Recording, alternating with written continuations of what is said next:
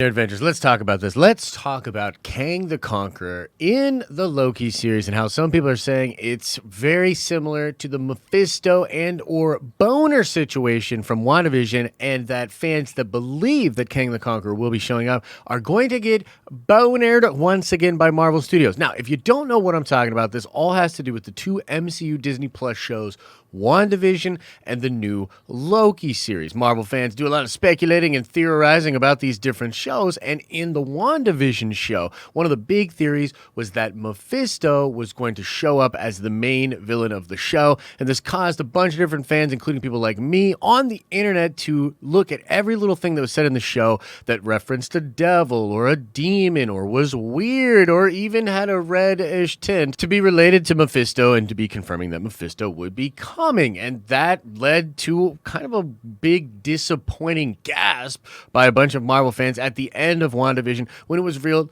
that just Agatha Harkness and kind of Wanda herself were actually the main villains of the series. Mephisto had nothing to do with the show. And then the boner of this all had to do with Evan Peters, who was cast to play Quicksilver in WandaVision, but Evan Peters had played Quicksilver in the Fox X-Men series of movies, not the Marvel Cinematic Universe. And so when he was cast to play a character that was Wanda's brother in the MCU, fans again thought, well, wait, maybe this means that the characters that were the X-Men in the Fox X-Men are still going to be the X-Men in the MCU, or this could indicate some weird multiverse thing going on. And then they revealed the dude's name to literally be Ralph Boner, which felt like a slap in the face. And ever since then, it's been hard for Marvel fans to get behind any real crazy speculation or theories when it comes to the rest of the MCU properties. I remember there were theories and things being talked about with Falcon and the Winter Soldier, and people were like, no, don't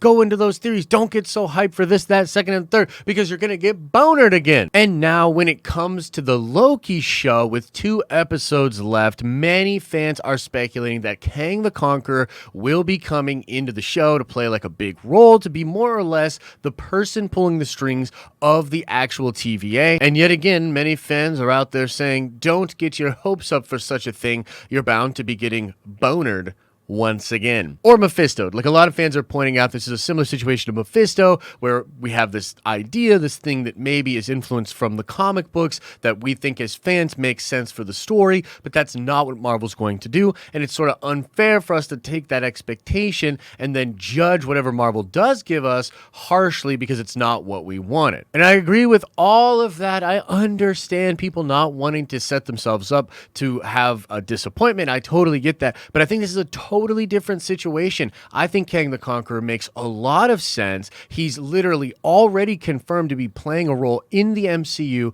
in the next Ant-Man and the Wasp movie, the Quantumania film. And so I kind of wanted to talk about that, right? And just explain the difference, to sort of say to the fans that don't want to believe anymore, that are too afraid to be Mephistoed again or bonered again, that this is a different situation. And there's several big reasons as to why I think Kang is hinted at much more than Mephisto. In fact, let me now just list some of the main reasons why I think this is way, way different and why Kang is way more likely than the Mephisto boner situation. I think the biggest hint to Kang the Conqueror is the inclusion of the Ravonna Renslayer character, who has deep ties to Kang the Conqueror and essentially becomes the lover of Kang in Marvel Comics. The Timekeepers themselves have had many comic book sharing appearances with Immortus, who is a version of Kang.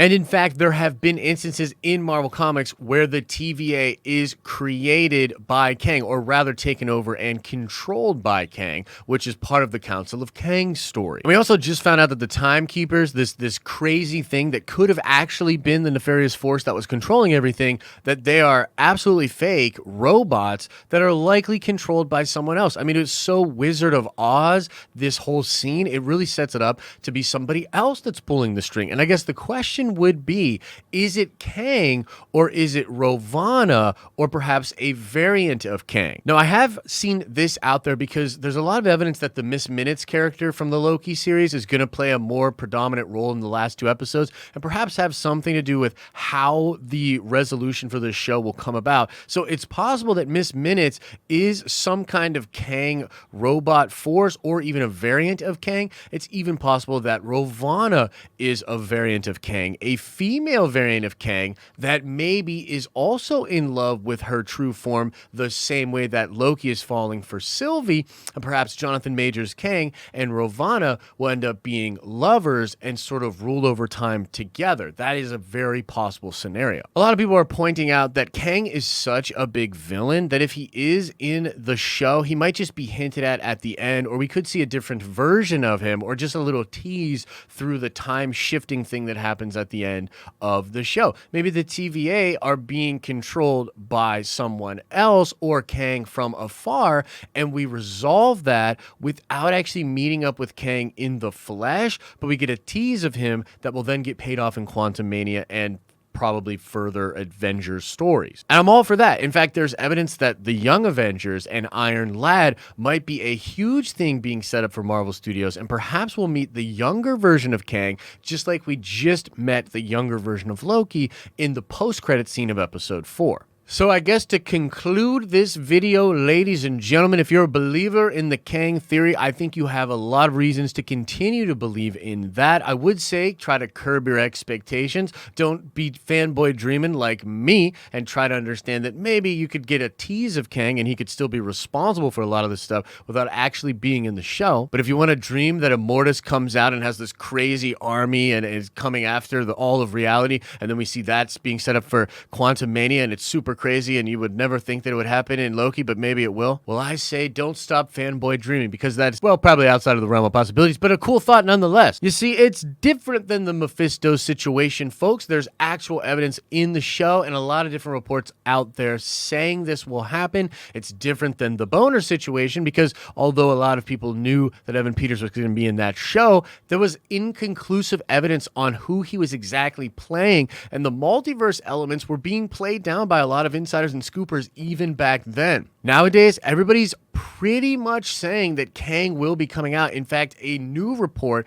that popped up on Discussing Film from earlier today talked about a podcast that is reporting that Jonathan Majors will reprise his role, or I guess show up as his role of Kang in the Loki show. And this is coming from the Post Cred podcast, who I'm not super familiar with, but they seem to have a lot of reputable people following them. They seem to be pretty good. So they're reporting that, and a lot of other people are corroborating. So again, looks like Jonathan Majors as Kang could be in the Loki series. Maybe it's just a post-credit scene. Maybe it's a larger role in these last 2 episodes. Who knows exactly? What do you think, guys? Are we getting set up for another Mephisto? Does all of this evidence mean nothing to you? And do you think nerds like me are going to get bonered once again? Or do you believe in life after boners? And if you thought there were too many boner jokes in this video, you have no idea what my life has been like for the past couple of months on all of our social media. Thanks a lot, Kevin Feige. Like this video if you liked it, and if you like the word mouth pieces coming out of my face parts, go check out our live streaming channel as well, where we're going to start live streaming multiple times a day,